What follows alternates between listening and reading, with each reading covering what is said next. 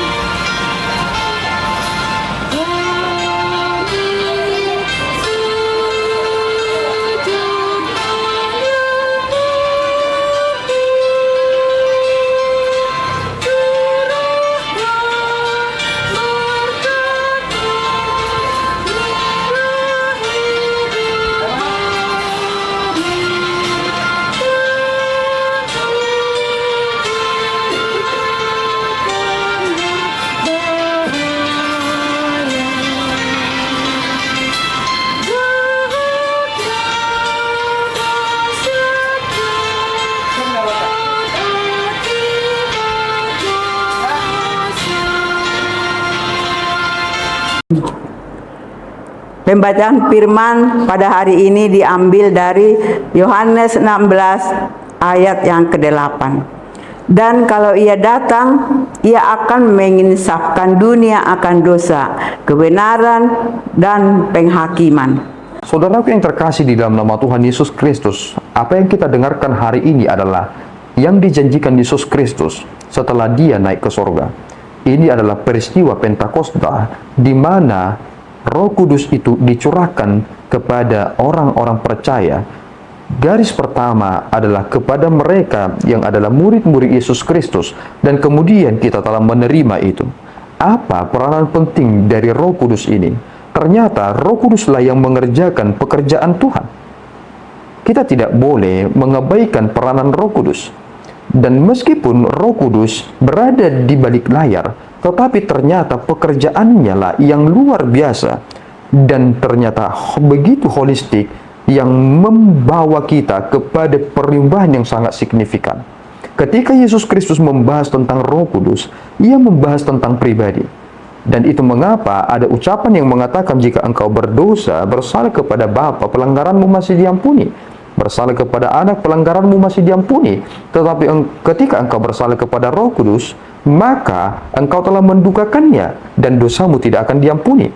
Konsep berpikirnya ada pada teks ini, karena ternyata di dalam ayat renungan pada hari ini, dia berkata bahwa ia akan menginsafkan dunia akan dosa.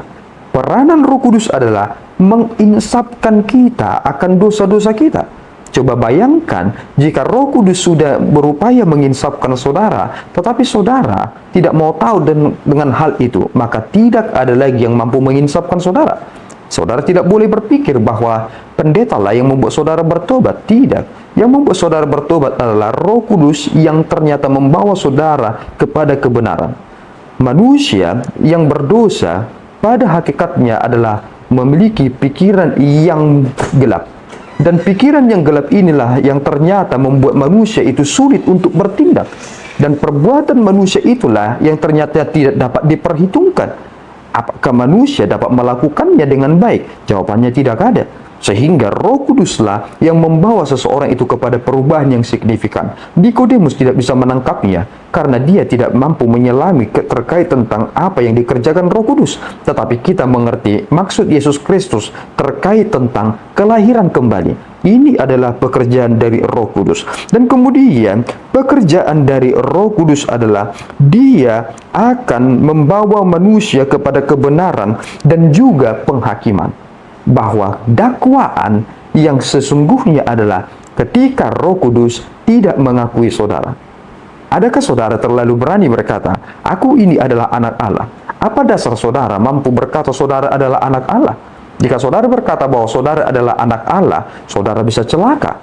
Karena yang bisa mengkonfirmasi saudara itu adalah anak Allah hanya Roh Kudus. Dan Roh Kudus itulah sebenarnya yang pada akhirnya menunjukkan penghakiman yang sesungguhnya kepada dunia ini. Mari saudaraku, hiduplah di dalam Roh Kudus ini. Karena Roh itu ada pada diri kita. Karena Kristus telah mencurahkannya kepada kita. Dia adalah Allah. Jangan pernah salah berkata bahwa Roh Kudus itu lebih rendah dari Kristus. Tidak. Dia adalah Allah yang setara, yang sehakikat, satu esensi, dan tidak pernah berubah. Dan dia adalah satu pribadi yang terus bekerja hingga pada saat ini membawa kita kepada kebenaran. Kiranya Tuhan Yesus Kristus menyertai kita dan menguatkan kita. Amin, kita berdoa. Ya Tuhan, kami bersyukur atas berkat-Mu. Terima kasih Bapa. Engkau telah mencurahkan kami Roh Kudus-Mu, sehingga kini kami menjadi orang-orang yang telah disadarkan kembali. Kami menjadi orang yang dapat bertobat kembali kepada jalan yang benar. Tuhan, peliharalah kami, supaya kami tidak menyimpang lagi dari apa yang telah Engkau tetapkan, supaya kami menjadi pribadi-pribadi yang berkenan di hadapan-Mu. Terpuji Engkau Bapa, di dalam Yesus kami telah berdoa dan mengucap syukur. Anugerah Tuhan kita Yesus Kristus, kasih setia Allah Bapa kita, dan persekutuan Roh Kudus menyertai saudara.